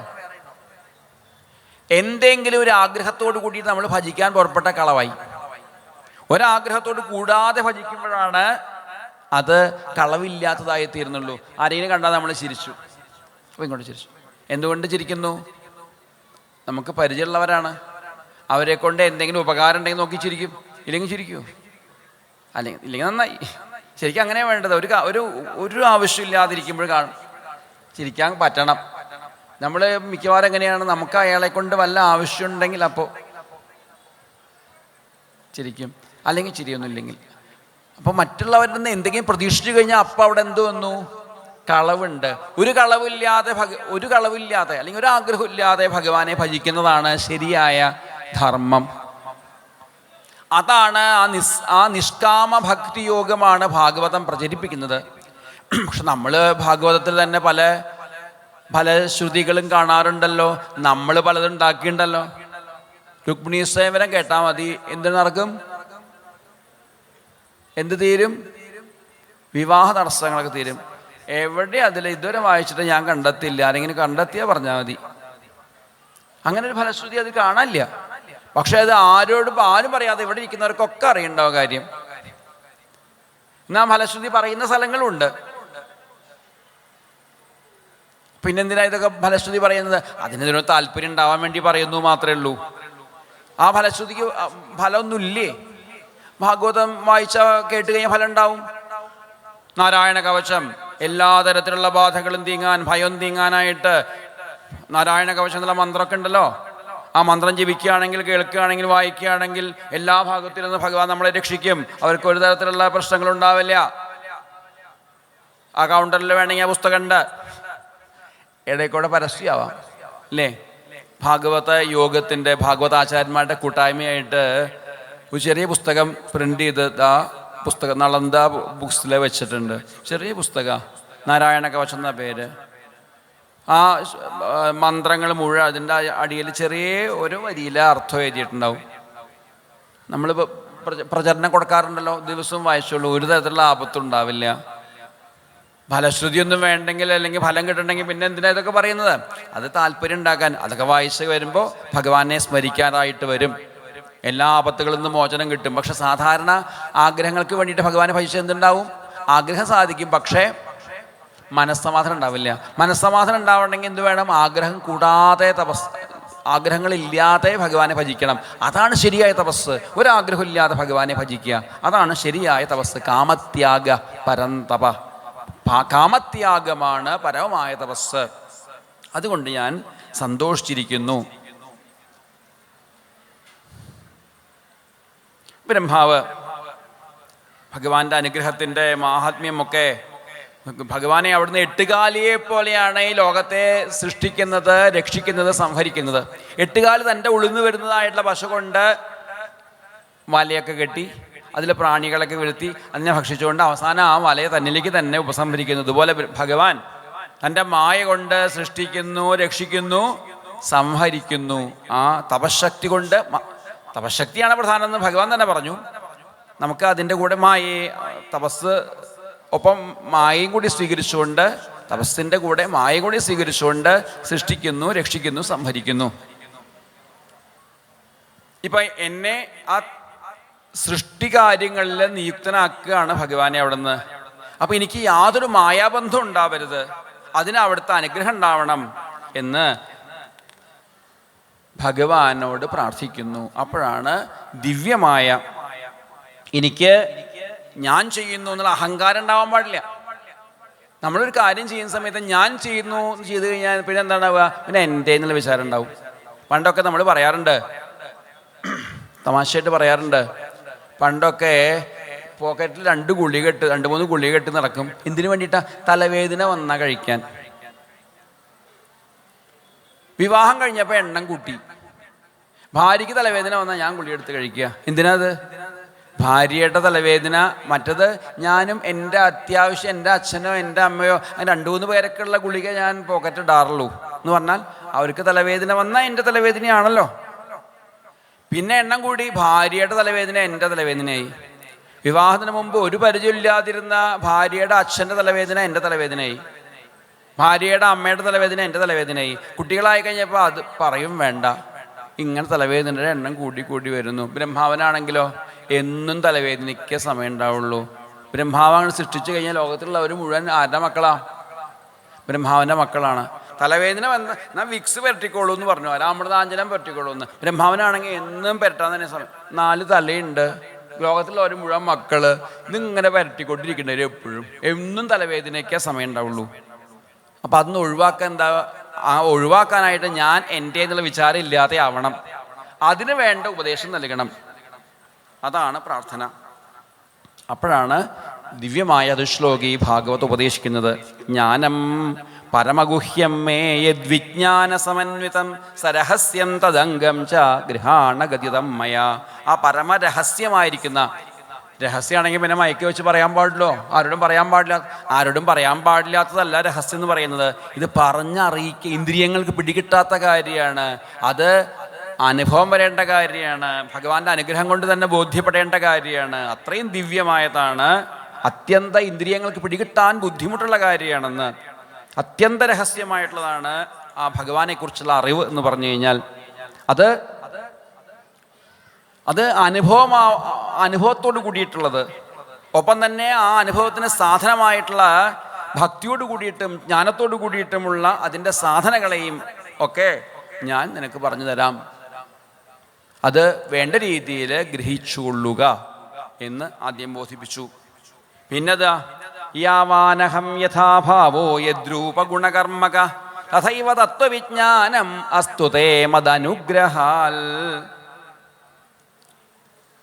യാവാനഹം, അഹം യാവാൻ, ഞാൻ എത്ര വലിപ്പമുള്ളതാണ്, ഞാൻ എങ്ങനെയുള്ളവനാണ്, അല്ലെങ്കിൽ ഏതൊക്കെ ഭാവത്തോട് കൂടിയുള്ളവനാണ്, ഏതൊക്കെ രൂപത്തോട് കൂടിയിട്ടുള്ളവനാണ്, ഏതൊക്കെ കർമ്മത്തോട് കൂടിയിട്ടുള്ളവനാണ്, ആ രീതിയിലുള്ള സത്യജ്ഞാനത്തെ എൻ്റെ അനുഗ്രഹം കൊണ്ട് നിനക്കുണ്ടാവട്ടെ. അതനുഗ്രഹാത്. ഭഗവാൻ അല്ലെങ്കിൽ ഞാൻ ഏതൊരു ഭാവത്തോട് കൂടിയുള്ളവനാണ്, എത്ര വലുപ്പമുള്ളവനാണ്, ഏതൊക്കെ ഗുണകർമ്മങ്ങളോട് കൂടിയിട്ടുള്ളവനാണെന്നുള്ള ആ ശരിയായ യഥാർത്ഥ ജ്ഞാനം നിനക്ക് എൻ്റെ അനുഗ്രഹം കൊണ്ടുണ്ടാവട്ടെ. ഭഗവാന്റെ അനുഗ്രഹം വെറുതെ ഉണ്ടാവില്ല, തപസ് ചെയ്യുമ്പോഴാണ് ഭഗവാന്റെ അനുഗ്രഹം ഉണ്ടാവുക. അതൊക്കെ പരസ്പര പൂരകങ്ങളായി കിടക്കുകയാണ്, ഉണ്ടാവട്ടെ. ഇനി ചതുശ്ലോകി ഭാഗവത് ആരംഭിക്കുന്നു. അഹമേവാസം ഏവാഗ്രേ നാന്യദ്യൽ സദസൽപരം യശ് പശ്ചാദഹം യദേതച്ച യോ വശിഷ്യേത സോസ്മ്യഹം. ഞാൻ മാത്രമായിരുന്നു മുമ്പുണ്ടായിരുന്നത്, ഞാൻ മാത്രമാണ് ഇപ്പോൾ ഉള്ളത്, ഞാൻ മാത്രമേ ഉണ്ടാവുകയുമുള്ളൂ. പറയാനുള്ളതൊക്കെ പറഞ്ഞു കഴിഞ്ഞു, എളുപ്പമായി. ബ്രഹ്മാവിന് ബോധ്യം, നമുക്ക് ബോധ്യം വരുന്നില്ല, അതുകൊണ്ടാണ് പിന്നെ വ്യാഖ്യാനമൊക്കെ വേണ്ടി വരുന്നത്. ബോധ്യം വരണമെങ്കിൽ എന്ത് വേണം? തപസ് തന്നെ വേണം. അല്ലാതെ അഗ്രേ, ഈ നാമരൂപാത്മകമാകുന്ന പ്രപഞ്ചം ഉണ്ടാവുന്നതിന് മുമ്പ്, സൃഷ്ടിക്ക് മുമ്പ് കാര്യകാരണങ്ങൾക്ക് അന്യമായത്, എല്ലാത്തിനും ആധാരമായ പരമചൈതന്യമായിട്ട് ഭഗവാൻ മാത്രമേ ഉണ്ടായിരുന്നുള്ളൂ. നാമരൂപാത്മകമാകുന്ന പ്രപഞ്ചത്തിലും ഇതിനെയൊക്കെ പ്രകാശിപ്പിച്ചുകൊണ്ട് ഇതിൻ്റെ ഉടുംബാവുമായത് ഭഗവാൻ തന്നെ. ഇതൊക്കെ ലയിച്ചു കഴിഞ്ഞാലും ശേഷിക്കുന്നത് ആ പരമചൈതന്യസ്വരൂപനായ ഭഗവാൻ തന്നെ. ഇപ്പോൾ കുറച്ച് സ്വർണം കിട്ടിയെന്ന് വിചാരിക്കും. 1 കിലോ സ്വർണം എവിടുന്നോ കിട്ടി, അതുകൊണ്ട് കുറേ മോതിരം ഉണ്ടാക്കി. 10 വിരലിലും സ്വർണ്ണമോതിരമൊക്കെ ആയിട്ട് ഇരുന്നു. അങ്ങനെ 10 വിരലും 20 മോതിരമൊക്കെ എത്രയൊക്കെ ആയിട്ട് മോതിരമൊക്കെ ആയിട്ട് ഇരുന്നിട്ട് കുറച്ച് കഴിഞ്ഞപ്പോൾ വിരൽ കഴിച്ചപ്പോൾ മോതിരം മാറ്റി മാലയാക്കി, മാല മാറ്റി വളയാക്കി, അവസാനം സ്വർണം തന്നെ. അവസാനം മാലയും വേണ്ട, വളയും വേണ്ട, ഒക്കെ അവസാനം മോതിരം മാത്രം മതിയെന്ന് വിചാരിച്ചുകൊണ്ട്, അല്ല സ്വർണം മാത്രം മതിയെന്ന് വിചാരിച്ചുകൊണ്ട് സ്വർണ്ണമാക്കി മാറ്റി. ഏത് കാലത്തും എന്താ സത്യമായിരുന്നത്? സ്വർണം മാത്രമായിരുന്നു സത്യമായിരുന്നത്. അതിൻ്റെ പേരോ നാമരൂപങ്ങൾക്ക് മാറ്റം വന്നു എന്ന് മാത്രമേ ഉള്ളൂ. ഏത് കാലത്തും ആ ഭഗവാൻ മാത്രമാണ് ജ്ഞാനസ്വരൂപനായിട്ട്, ബോധസ്വരൂപനായിട്ട് പ്രകാശിക്കുന്നത്. ഹൃദയർത്ഥം യൽ പ്രതീയേത ന പ്രതീയേത വിദ്യാദാത്മനോ മായാം യഥാഭാസോ യഥാതമ. ആ പരമാർത്ഥം, പരമചൈതന്യം ഒഴികെയുള്ള ബാക്കിയെല്ലാം പ്രതീതി മാത്രമാണ് എന്ന് ഇവിടെ പ്രത്യേകിച്ച് പറയുന്നു. പ്രതിബിംബം പോലെ മാത്രമാണ്, നിത്യസത്യമായതല്ല എന്ന് എടുത്തു പറയുന്നു. ആത്മാവിൻ്റെ ധർമ്മങ്ങളല്ല. കണ്ണ് കാണാനുണ്ട്, ഒരാൾക്ക് അന്ധനാണ്, മൂക്കനാണ്, ബധിരനാണ് എന്നുള്ള ഭാവങ്ങളൊക്കെ, അതൊക്കെ ആത്മധർമ്മമല്ല, ദേഹധർമ്മങ്ങളാണ്. അതുപോലെ അഥവാ ഇന്ദ്രിയധർമ്മങ്ങളാണ്. ഇതുപോലെ വിശപ്പ്, ദാഹം തുടങ്ങിയിട്ടുള്ള കാര്യങ്ങൾ പ്രാണന്റെ ധർമ്മമാണ്, ആത്മാവിൻ്റെ ധർമ്മമല്ല. അതുപോലെ സുഖദുഃഖങ്ങളൊക്കെ അന്ധകരണത്തിൻ്റെ ധർമ്മമാണ്, ആത്മധർമ്മമല്ല.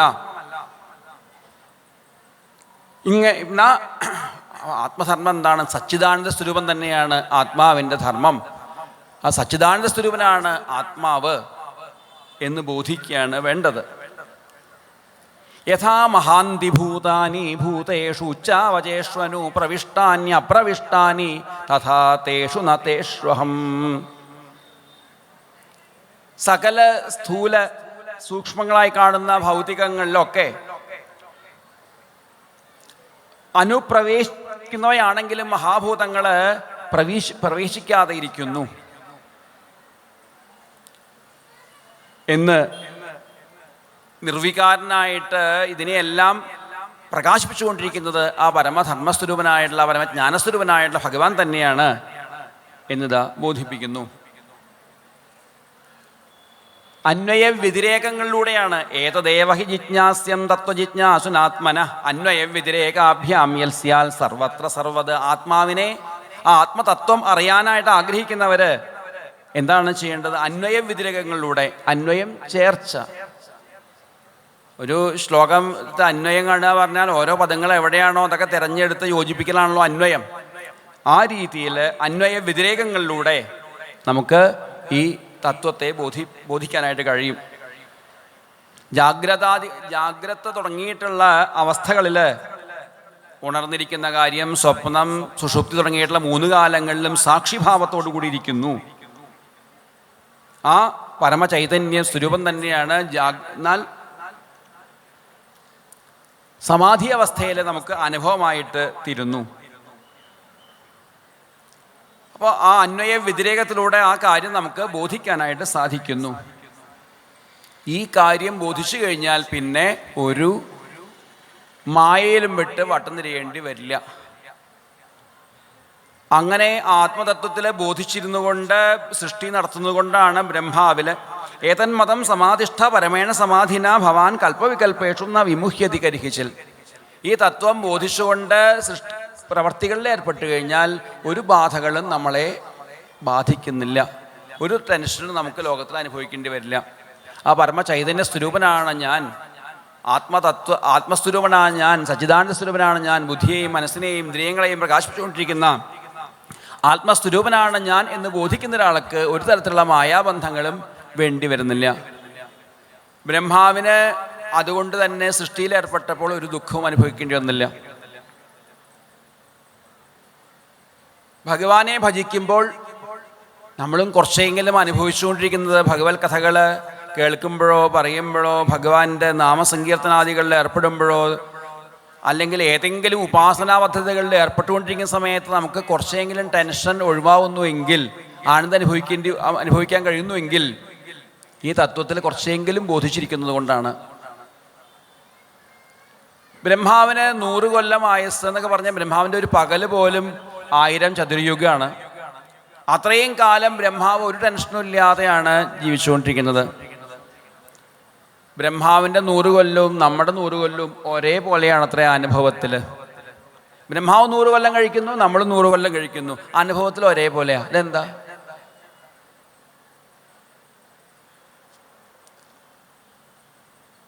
എപ്പോഴും ധ്യാനനിരതനായിരിക്കുന്നത് കൊണ്ട് ബ്രഹ്മാവിന് ടെൻഷൻ ഇല്ലാത്തത് കൊണ്ട് സമയം പെട്ടെന്ന് പോയ പോലെ തോന്നുത്രേ. സുഖം വരുമ്പോൾ സമയം പെട്ടെന്ന് പോവും. ദുഃഖം വന്നാൽ ഇടയ്ക്കിടയ്ക്ക് സമയം നോക്കും, കഴിയാറായോ, അല്ലെങ്കിൽ ഇങ്ങനെ സമയം നോക്കിക്കൊണ്ടിരിക്കും, സമയമായോ അങ്ങനെയല്ലേ. എന്നാൽ സുഖം വരുമ്പോൾ സമയം പോയത് അറിയ പോലുമില്ല, പെട്ടെന്ന് സമയം കഴിയും. ദുഃഖം വരുമ്പോഴോ സമയം പോവില്ല. ബ്രഹ്മാവിന് എപ്പോഴും സുഖം, അതുകൊണ്ട് ആയുസ് കൂടുതൽ കൊടുത്തിട്ടുണ്ട് ബ്രഹ്മാവിന്. കാരണം സമയം പെട്ടെന്ന് പോകുന്ന ആളാണേ. ഭാഗവതാദി ഗ്രന്ഥങ്ങളൊക്കെ കൈകാര്യം ചെയ്യുന്നവർക്ക് പ്രായണ ആയുസ് കൂടുതലുണ്ടാവും എന്ന് വിചാരിക്കുക. കാരണം അവർക്ക് സമയം പെട്ടെന്ന് പോകുന്ന പോലെ തോന്നുന്നു. എന്നാൽ ചിലർ തോന്നിയാസം കാണിക്കുന്നവരുടെ കാര്യമല്ല പറയുന്നത് കേട്ടോ. നേരാവണ്ണം ഇത് ആസ്വദിക്കുന്നവർക്ക് സമയം പെട്ടെന്ന് പോലെ തോന്നും. എവിടെയും സമയം ഭാഗവതം വായിക്കാൻ പോയിട്ട് സമയം പോകുന്നില്ല എന്ന് ആർക്കും തോന്നാറില്ല. ഭാഗവതം പ്രഭാഷണത്തിന് പോയിട്ട് സമയമില്ല എന്ന് പറയുന്നവരെ കണ്ടിട്ടുള്ളൂ. ഉള്ള സമയത്ത് അവർ പറയില്ല, എന്നിട്ട് പറയും സമയമില്ല. അത് വേറെ കാര്യം. സമയമില്ല. എന്തുകൊണ്ട്? ഇത് സുഖമായിട്ടുള്ള കാര്യമാണ്, അതുകൊണ്ട് സമയം പെട്ടെന്ന് പോവും. ഭാഗവതം കേട്ടുകൊണ്ടിരിക്കുമ്പോൾ രസമാണെങ്കിൽ സമയം പെട്ടെന്ന് പോവും, രസമല്ലെങ്കിലോ സമയം പോവില്ല. ഇതിലേക്ക് താല്പര്യം വന്നാൽ, രുചി വന്നാൽ നമുക്ക് പിന്നെ ടെൻഷനൊന്നും വേണ്ടി വരില്ല. നമുക്കും ജീവിതം വളരെ ഒരു കാര്യത്തിൽ പറഞ്ഞാൽ വളരെ നിസ്സാരമായിട്ടുള്ളതാണ്. എന്തായാലും സത്രത്തിൻ്റെ 2 ദിവസങ്ങൾ കഴിഞ്ഞപ്പോൾ എല്ലാ സത്രത്തിൽ വന്ന ഭക്തന്മാർക്കും ഒരു അസൈൻമെൻ്റ് ഉണ്ട്. എന്താ അസൈൻമെൻറ്റ്? നമുക്ക് എത്ര കൊല്ലം ആയുസ് വേണമെന്ന് ആലോചിക്കുക. പറഞ്ഞ എല്ലാവരും കൂടി ഇപ്പോൾ കോമൺ ആയിട്ട് ഒരു ആയസ് തീരുമാനിച്ചു, 100 കൊല്ലം ആയസ് ആയിക്കോട്ടെ. ആ 100 കൊല്ലം ആയസ് എന്ന് പറഞ്ഞാൽ എത്ര ദിവസമാണ്? 365 × 100 എന്ന് എളുപ്പത്തിന് കണക്കൂട്ട, എളുപ്പത്തിന് 365 × 100, അപ്പോൾ 36,500 ദിവസങ്ങൾ. 500 ദിവസങ്ങളുണ്ട് നമുക്ക്. പ്രത്യേകിച്ച് ശ്രദ്ധിക്കേണ്ട കാര്യം അസൈൻമെൻ്റാണ്, കോപ്പി അടിക്കരുത്. കോപ്പി അടിച്ചാൽ തെറ്റും ഉറപ്പാണ്. കാരണം എല്ലാവർക്കും വേറെ വേറെ ക്വസ്റ്റ്യൻ പേപ്പറാണ്. ഇനി എന്താ വേണ്ടത് വെച്ചാൽ നമുക്ക് എത്ര പ്രായമായി എന്ന് ആദ്യം ആലോചിക്കുക. നമുക്ക് എത്ര പ്രായമായി ഇൻറ്റു 365, അത് 35,600 മൈനസ് ചെയ്യുക. ബാക്കിയുള്ളത് നമുക്ക് ഇനി ബാക്കിയുള്ള ആയുസ്സാണ്. അതുകൊണ്ട് കോപ്പി അടിക്കരുതെന്ന് പറയുന്നത്. കാരണം എല്ലാവർക്കും വേറെ വേറെ ക്വസ്റ്റ്യൻ പേപ്പർ തന്നിരിക്കുന്നത്. എന്നിട്ട് ബാക്കിയുള്ള ആയുസ് നാളെ വരുമ്പോൾ എഴുതി കൊണ്ടുവരിക. എന്നിട്ട് അതിൽ എത്ര കളയാണ്ട് നോക്കുക. നമുക്ക് വേണ്ടാത്തത് എന്നാൽ പിന്നെ ഭാഗവതം കേൾക്കാൻ വരണ്ട. നമുക്ക് വേണ്ടാത്ത വെച്ചാൽ പിന്നെ കേൾക്കാൻ വരണ്ടല്ലോ. സമയം എന്നാൽ വേറെ ടൈം പാസിങ്ങിന് വേറെ വല്ല പരിപാടിക്കും പൊക്കോളൂ. സമയം ആവശ്യമുണ്ടെങ്കിൽ മാത്രം ഭാഗവതം കേട്ടാൽ മതി. ഇനിയുള്ള സമയം നമുക്ക് ഉപയോഗിക്കണമെന്ന് ആഗ്രഹം ഉണ്ടെങ്കിൽ മാത്രം കേട്ടാൽ മതി. അങ്ങനെ ആത്മാർത്ഥമായിട്ട് നമുക്ക് ഭാഗവതത്തെ സമീപിക്കാനായിട്ട് കഴിയട്ടെ. ഗുരുവായൂരപ്പൻ്റെ അപാരമായ കാരുണ്യം കൊണ്ടാണ് ഇത്രയും ദിവ്യമായ യജ്ഞത 42ാമത്തെ അഖില ഭാരത സത്രമാണ് നടന്നുകൊണ്ടിരിക്കുന്നത്. എത്രയോ ആചാര്യന്മാരുടെ പണ്ട്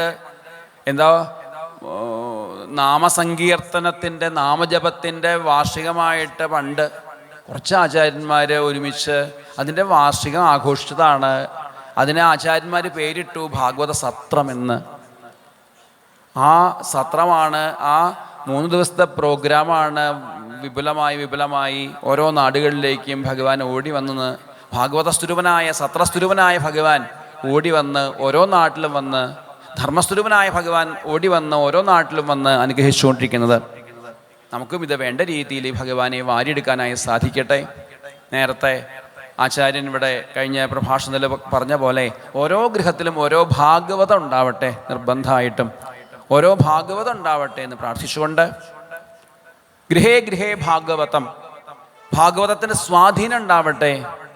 നമ്മുടെ അടുത്ത തലമുറയ്ക്ക്, കുട്ടികൾക്കൊക്കെ പണ്ട് സന്തോഷമായിട്ടുള്ള ദിവസം ഏതായിരുന്നു? പൂജാ വെപ്പിൻ്റെ ദിവസമായിരുന്നു. പൂജയ്ക്ക് വെക്കാനല്ല ഭാഗവതം, പൂജയ്ക്ക് വെക്കാം, പൂജയ്ക്ക് ചെയ്യാം, പക്ഷേ ഒപ്പം തന്നെ വല്ലപ്പോഴൊക്കെ തുറന്നു നോക്കാനും അടുത്ത തലമുറയ്ക്ക് ഉപകാരമായി തീരാനും ഓരോ ഗൃഹത്തിലും ഓരോ ഭാഗവതം ഉണ്ടാവട്ടെ എന്നുള്ള പ്രാർത്ഥനയോട് കൂടിയിട്ട് ഭാഗവത സ്വരൂപനായ ഭഗവാനെ ഹൃദയത്തിൽ വാരിയെടുക്കാൻ സാധിക്കട്ടെ എന്ന് പ്രാർത്ഥിച്ചുകൊണ്ട് ഇപ്പോൾ എല്ലാ വാക്കുകളും ഭഗവാന്റെയും ഗുരുനാഥൻ്റെയും തൃപ്പാദാരവിന്ദങ്ങൾ സമർപ്പിക്കുന്നു. നല്ല വാക്കു ചൊല്ലണം, നന്മ ചെയ്തു വാഴണം, നല്ല വാക്കു ചൊല്ലണം, നന്മ ചെയ്തു വാഴണം, നാമഘോഷമെന്നും എൻ്റെ നാവിലായി വന്നിടണം, നാമഘോഷമെന്നും എൻ്റെ നാവിലായി വന്നിടണം. നല്ല ചിന്തയേകണം, മനസ്സു ശുദ്ധമാകണം, നല്ല ചിന്തയേകണം, മനസ്സു ശുദ്ധമാകണം, നിത്യനായ ചിൽപ്രകാശരൂപനെ വണങ്ങണം, നിത്യനായ ചിൽപ്രകാശരൂപനെ വണങ്ങണം. പൊഞ്ചിലമ്പു കൊഞ്ചിടുന്ന പിഞ്ചുപാദമോർക്കണം, പൊഞ്ചിലമ്പു കൊഞ്ചിടുന്ന പിഞ്ചുപാദമോർക്കണം, ആ പദാബ്ജം തന്നിലായി സദാ നമിച്ചിടട്ടെ ഞാൻ, ആ പദാബ്ജം തന്നിലായി സദാ നമിച്ചിടട്ടെ ഞാൻ.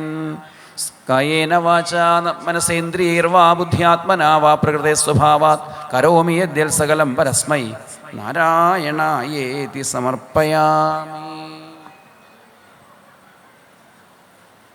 സർവത്ര ഗോവിന്ദനാമ സങ്കീർത്തനം, ഗോവിന്ദ ഗോവിന്ദ. നാരായണ കവചം എന്നുള്ള പുസ്തകത്തിൻ്റെ കാര്യമാണ് പറയാനായിട്ട് സൂചിപ്പിച്ചത്. അതായത് ഭാഗവത യോഗം എന്നിവരായിട്ട് ഭാഗവത സത്രസമിതി വർഷങ്ങളായിട്ട് യജ്ഞം നടത്തിക്കൊണ്ടിരിക്കുന്നുണ്ട്. ഓരോ നാടുകളിലും പോയിട്ട് ഏകദേശം ആദ്യകാലത്ത് തന്നെ ഗുരുനാഥൻ്റെ കൂടെയൊക്കെ അതിൽ പങ്കെടുക്കാൻ ഞങ്ങൾക്കും ഭാഗ്യം ഉണ്ടായിട്ടുണ്ട്. എത്രയോ വർഷങ്ങളിൽ ഭാഗവത സത്രങ്ങളിൽ പങ്കെടുക്കാൻ ഞങ്ങൾക്കും ഭാഗ്യമുണ്ടായി. ആ സത്രസമിതിയുടെ പ്രചോദനമൊക്കെ, സത്രത്തിൻ്റെയും ഒക്കെ പ്രചോദനം ഉൾക്കൊണ്ടുകൊണ്ടാണ് ഭാഗവത യോഗം എന്നിവരായിട്ടുള്ള ഒരു ട്രസ്റ്റൊക്കെ രൂപീകരിച്ചത്. ഞങ്ങൾ എല്ലാ ഭാഗവത സത്രസമിതിയുടെയും പ്രവർത്തനങ്ങളിൽ കൂട്ടായിട്ട് ഞങ്ങളും ഉണ്ട്. ഭാഗവത യോഗം, ആ യോഗത്തിൻ്റെ ചെറിയൊരു പുസ്തകമാണ് നാരായണ കവചം എന്നിവരായ പുസ്തകമാണ് ബുക്ക് സ്റ്റാൾ, നളന്ദ ബുക്ക് സ്റ്റാളിൽ വെച്ചിരിക്കുന്നത്. അത് ആവശ്യമുള്ളവർക്ക് ആ പുസ്തകം സ്വീകരിക്കാൻ. ചെറിയ പുസ്തകമാണ്.